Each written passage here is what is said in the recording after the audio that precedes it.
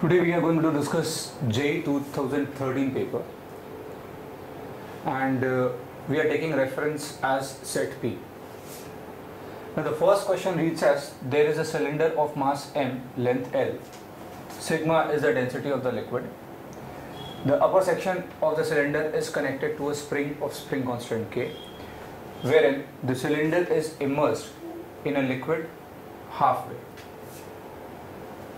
We are required to figure out at equilibrium what is the extension in the spring. For that, we could look at the net forces acting on the cylinder. One force is the weight of the cylinder, given as mg, acting vertically downward. Another force is the upthrust acting vertically upward. Let's say this U is representing the upthrust. Another force is the spring force, given as K times x naught. In the question, it is asked what is this x naught. For that, we could write at equilibrium, the net force acting is mg, acting vertically downward, which is going to be balanced off by the spring force K times x naught, and there is going to be upthrust acting in the vertical direction. As far as this upthrust is concerned, we could write that as volume immersed within the liquid, volume immersed of the cylinder within the liquid, that into density of liquid into G, which we get as length of cylinder immersed into the area of cross section is the volume immersed, that into density of liquid into G. On solving this, what we get, option 3 as the correct answer for x naught. Question 2 deals with a situation wherein induced EMF across the conducting rod is required. It is being stated that this is being connected to a string of length 2L, and then there is a rod of length L which is conducting. A magnetic field is acting perpendicular to the plane. The setup is rotating with a constant angular velocity omega. We require to figure out what is the induced EMF across this conducting rod. For that, we could apply the Motional Emf Formula. Like, for example, the basic equation we have is dVL. That's the normal equation we use. Here, if you consider, since it is rotating, if you consider an elementary section here, different such elementary section will have different speed. So effectively we need to consider integration to get the final induced EMF. That is, if we consider this elementary section which is of thickness dx, which is considered at a distance x from the fixed point.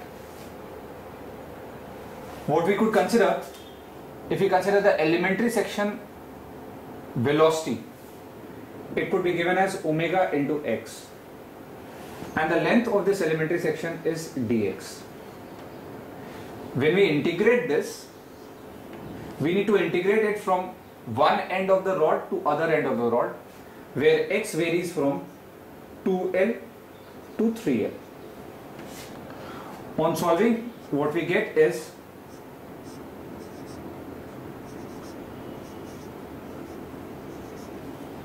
which is the fourth option in the problem. Question 3 is related to collision, wherein in a setup, a particle of mass m and velocity v is colliding with a particle of mass capital M at rest. Two statements are given and we need to check up the correctness of the statement in the given question. The first statement deals with the maximum loss in energy in such a kind of situation is given, an expression is given for it, we need to look at whether that expression is correct or not. For that, if we consider the maximum loss in this case, the maximum loss in energy occurs for perfectly inelastic collision.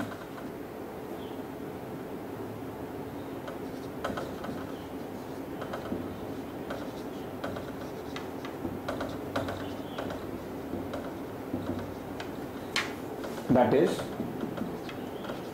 E equal to 0. The coefficient of restitution becomes 0. Such a kind of case is obtained when the two particles stick together. If you go for statement 2, it deals with that for a maximum loss in energy, the two particles stick together. That is absolutely correct as far as this statement is concerned, this idea is concerned. Wherein as far as the first statement is concerned, if you figure out the value of loss in kinetic energy, it could be determined as the loss in relative kinetic energy taking place, or the change in relative kinetic energy taking place in the system. Relative kinetic energy could be given as half mu into V relative square. And if we consider this relative term after collision, can we say these two are going to be relatively at rest if the two particles stick together? So effectively what you get is half, this is the reduced mass, could be given as this much, and the relative velocity in the initial condition could be given as V square. Now going by the first statement, what you are given, F is turning out to be M by M plus M, wherein the product is given to you as half M into F into V square, which is an incorrect statement as far this equation is concerned. So what you get is statement 1 is false and statement 2 is correct. So you can make out option 4 is the correct choice. Question 4 deals with dimensional analysis. We are required to figure out the dimensional formula for epsilon naught, the permittivity of vacuum, in terms of mass, length, time and electric current. For that, we could use the basic formula as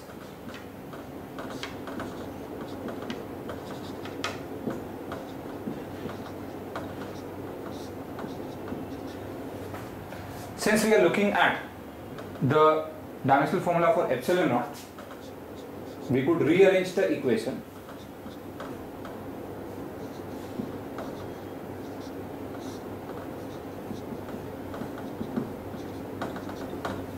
as this. As far the equation is concerned and as far the dimensional formula for each of the term is concerned, we could write charge as current into time.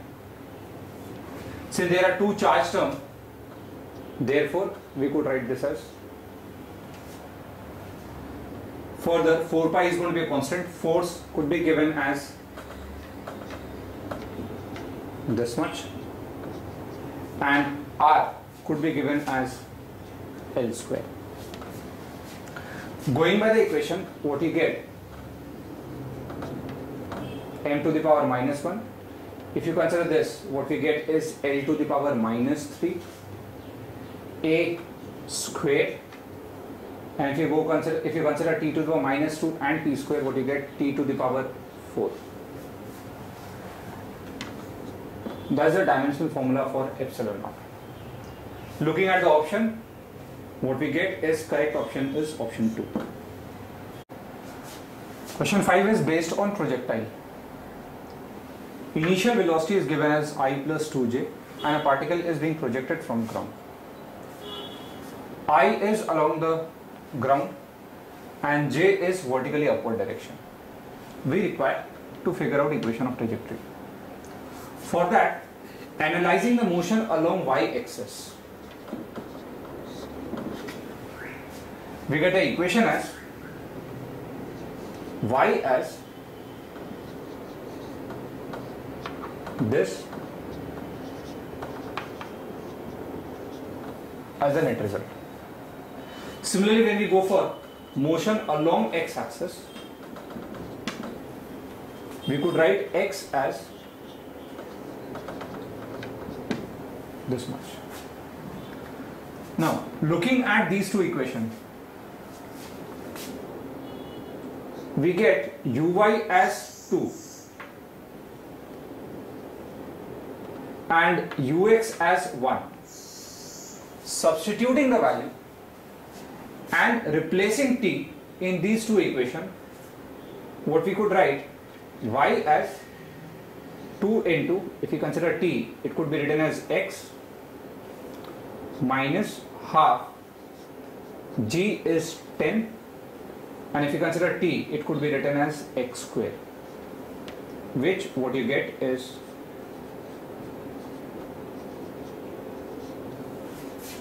this. Then is the equation of trajectory, that is the relation between y and x. Option 2, if you check up, is matching with this equation. This is correct answer. Question 6 is related to damped oscillator with the amplitude at t equal to 5 seconds decreases as 0.9 times original amplitude. In another 10 seconds, it becomes alpha times original amplitude. We require to figure out value of alpha. For that, as we know that for a damped oscillator, the amplitude decreases exponentially with time as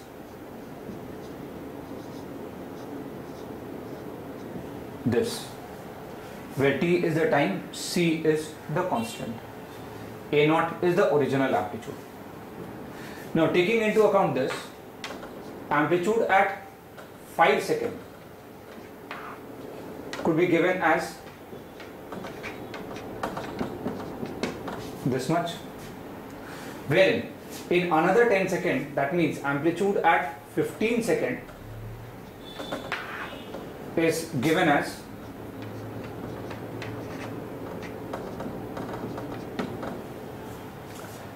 since we are looking at this value as 0.9 times a naught and this value as alpha times a naught, we could take the ratio of these two equations to get alpha by 0.9 as e to the power c into 15 minus 5, which we get as e to the power minus c into 10. Looking at the first equation, we could write this as this quantity e to the power minus c into 5 could be written as 0.9, and replacing that we could write this as 0.9 whole square. So therefore alpha is 0.9 whole cube, and what you are getting is 0.729 as the final answer, which is option 3 in the question. Question 7 deals with capacitors. We are given two capacitors C1 and C2 charged with a potential difference of 120 volt and 200 volt. On connecting the two capacitors, the potential of both the capacitor becomes 0. We therefore require a relation between C1 and C2. For that, let's say if I connect it as this,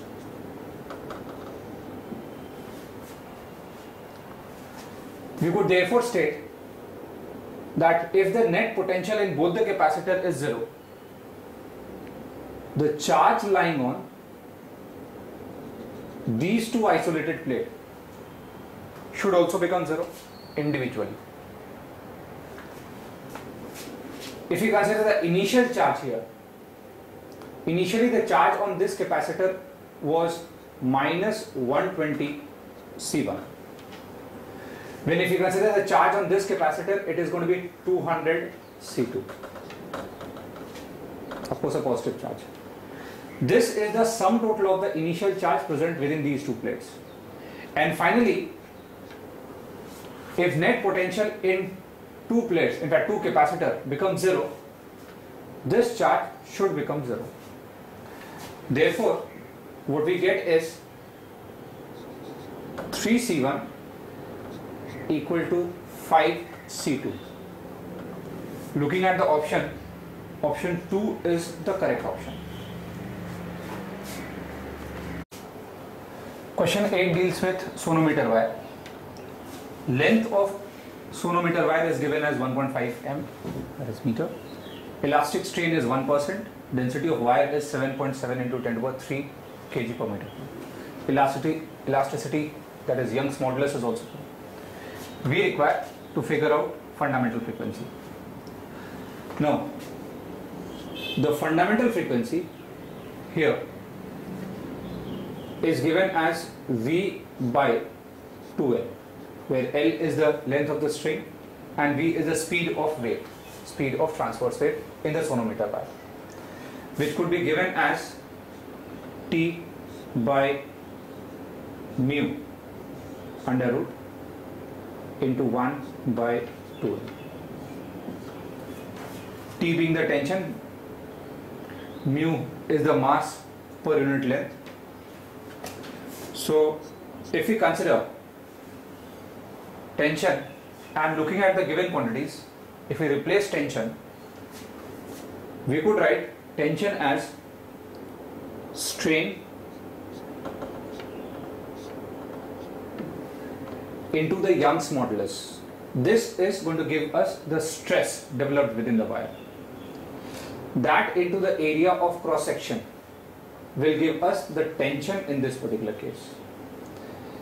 And if we go by the mass per unit length, since the density is given, mass per unit length is unknown, we could write this as density into the area of cross section. So we could replace this entire term as this expression, wherein the area of cross section gets cancelled off and what remains is 1 by 2L. Now in this equation, delta L by L could be given as 1%. In fraction it is going to be give you 1 by 100.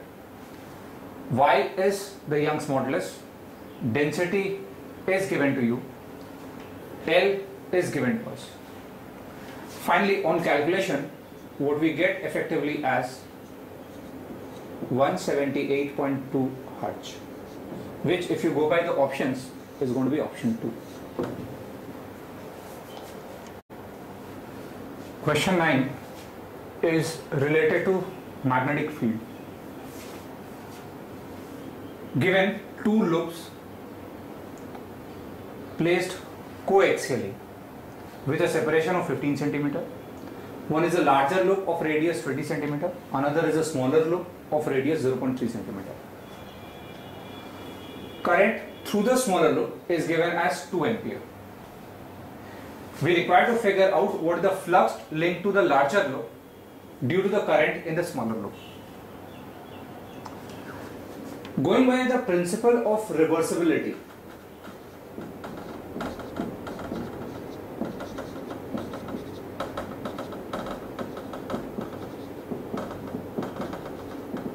what it states that the flux linked in 1 or in A due to B is similar to the flux linked in B due to A.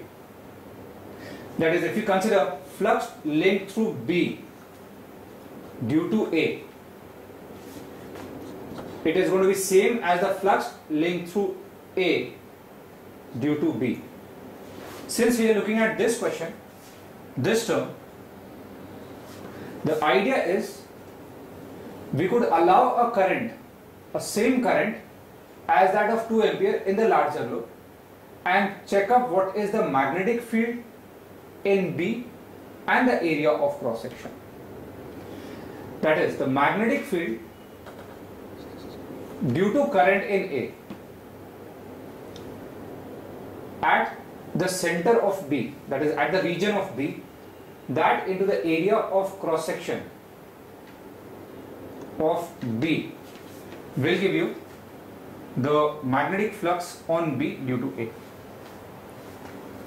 That is, if you go by the magnetic field at this point due to the current in A, it could be given as mu naught I through A into R square, but twice of R square plus X square whole to the power 3 by 2. This is the magnetic field at the center. Since this loop is small, the region close to the center will almost have the same magnetic field, which is not going to be the case here. That's why we are applying the principle of reversibility and not figuring out the net result directly. This is the magnetic field.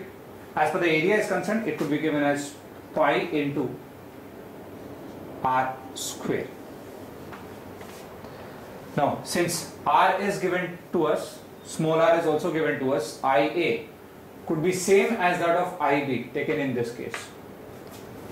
X is also known to us. Substituting this value in SI unit, what we get as 9 into 10 to the power minus 11 Weber as the net flux through B. It would be similar to the net flux through A due to the current in B. If you go by the option 1 is the correct option in the question. Question number 10 deals with the plano-convex lens, where we are required to figure out the focal length of the lens. The situation given is the diameter of a plano-convex lens is 6 cm. This diameter is actually the diameter of the aperture. Like for example, if you consider this situation, we had a plano-convex lens as this. Then 6 cm is this part, the diameter of the aperture. Now effectively, if you consider this being the center of curvature of the convex part, then the total length here is going to be R. And we are also given that this part of the length is going to be R, which is going to be unknown. The thickness of the slab, the thickness of the plano-convex lens is T. We are required to figure out now the radius of curvature. Now we could look at this length as 3 cm, wherein the thickness is going to be 3 mm, which is going to be quite small. So this could still be treated as a thin plano-convex lens. To deal with this, applying the geometry, we can say that R minus T whole square plus 3 cm square, that's the half the diameter, should be equal to R square. Now, using this equation, we can determine the value of R as T is known to us. Let's say what we have is, we could write this as R square 1 minus, since this T is very very small compared to R, we could approximately write this as 2T by R, wherein if we consider this, we could write this as R square 1 minus 3 square by R square. Now this is somewhat using the binomial expansion and also the approximation part. We therefore get R as this will get cancelled off, 1 will get cancelled off, so R what we get is 3 square by 2T, which on calculation will turn out to be 15 cm. Now if the radius of curvature is known to us, we could now look at the focal length of this lens using the lens maker's formula as mu minus 1 1 by R1. In this case, R1 will tend to infinity. So we could replace this directly as infinity, minus 1 by R2, which is going to be R. Where if you consider this R will turn out to be minus 30 using the sign convention. Here mu is going to be, if we consider this part of the statement, speed of light in material of length is 2 into 10 to the power 8. So mu could therefore be written as c by v, where v is this speed, c is the speed of light, which turns out to be 3 by 2. Now substituting the value of mu as 3 by 2, what we therefore effectively get, f will turn out to be 30 centimeter. So option 3 is going to be the correct option. Question 11 is from gravitation. A satellite is projected from the surface of the planet and finally it orbits around the planet at an altitude of 2r. That means the radius of the planet, the radius of the orbit is going to be 3r. We require the minimum energy for doing that. We could apply the energy conservation,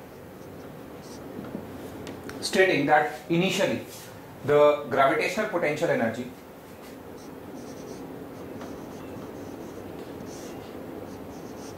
is going to be this at the surface. The minimum energy supplied, let's say, is E. And when finally it orbits around the planet, the total energy could be given as this quantity divided by twice of the radius of the orbit. So that could be written as 2 into 3r. On solving the equation, we get E as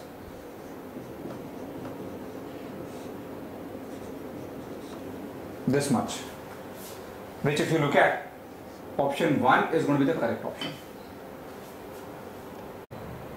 Question 13 is based on polarization. An unpolarized light of intensity I0 is passed through a plate A and then through plate B, which is oriented at 45 degree to the principal plane of A. We are looking at a polarization effect through plate A and plate B. We require what is the intensity of emergent light. When the light beam is passed through A, the intensity due to polarization becomes half. Wherein, if you look at the incident light at B, the intensity which plate B receives is going to be this I. Since the principal plane is making 45 degree, when it gets polarized, what we get the effect finally as this. This I will therefore behave as the emergent intensity.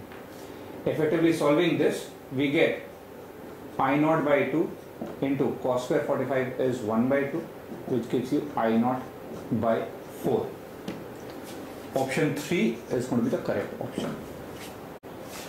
Question 14 is based on current electricity. 120 volt supply is given, which is connected to a 6 ohm lead wire, and to this is connected a bulb of rating power as 60 watt.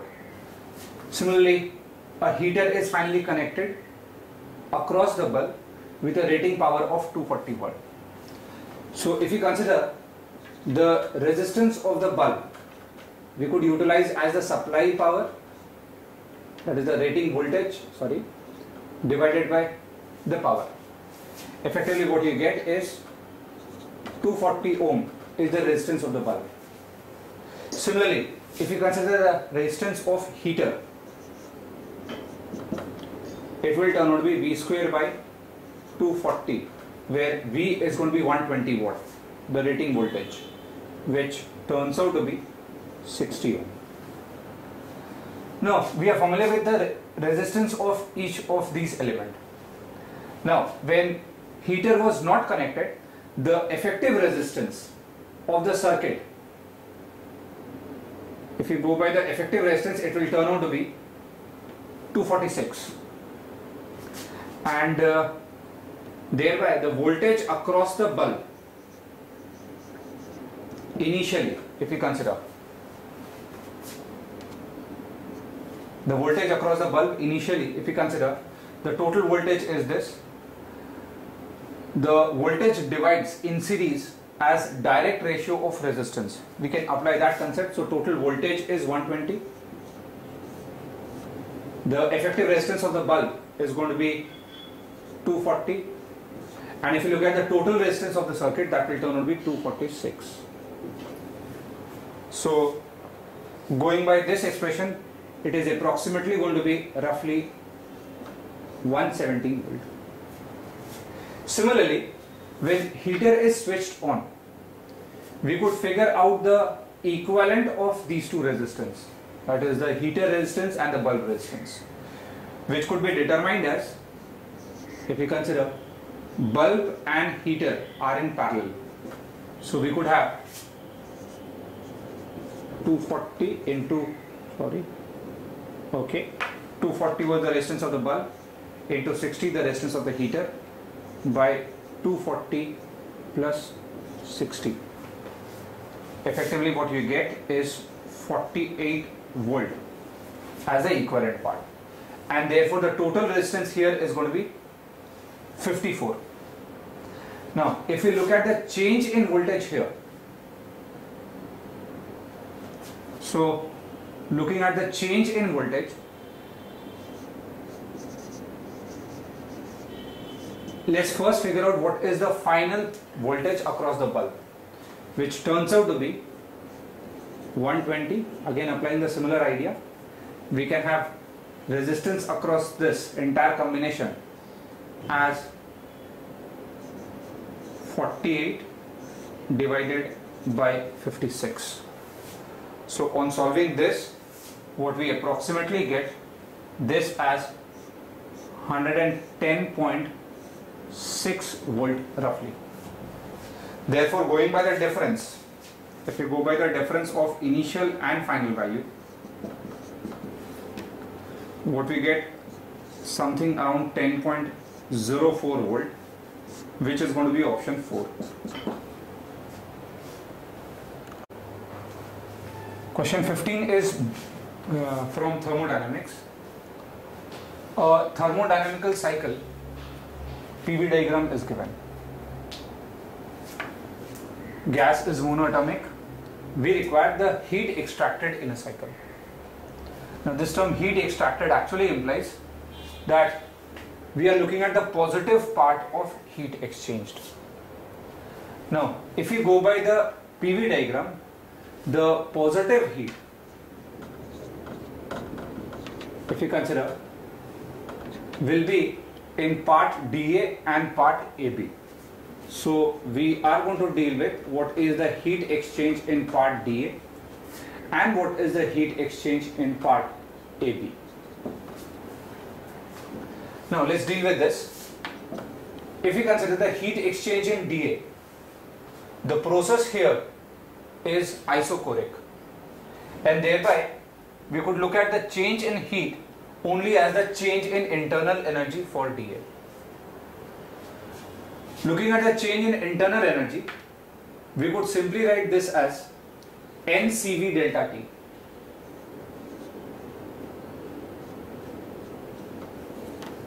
Now since monoatomic gas is given, can I say CV could be written as 3 by 2R,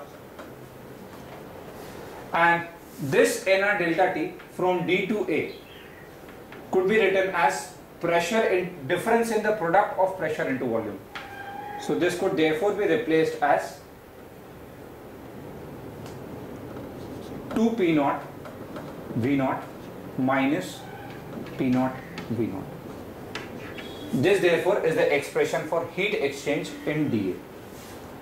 Similarly, if we proceed for the heat exchange in AB, now the process is isochoric, and for an isochoric process we could utilize the term NCP delta T.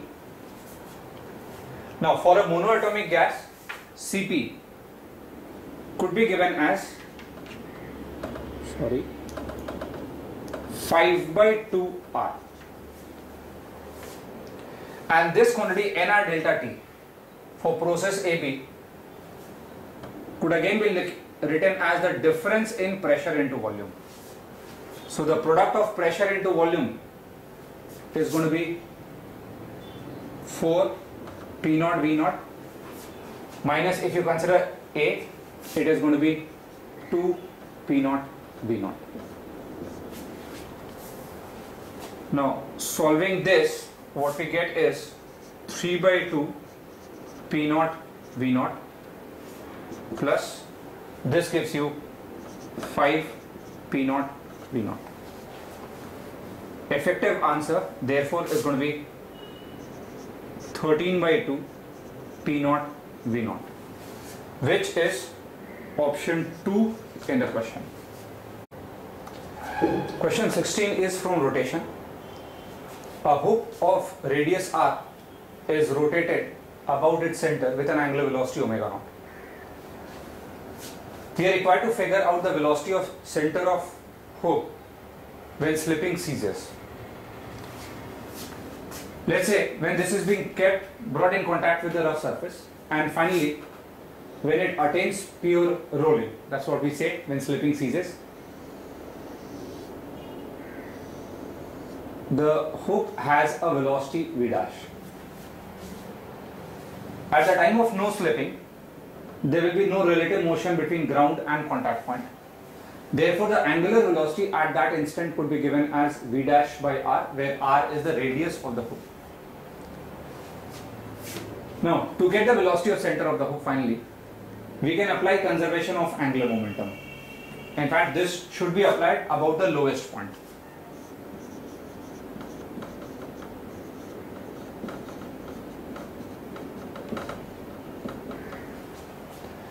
Now, initially, if you look at the angular momentum, it could be given as mr square into omega naught acting clockwise.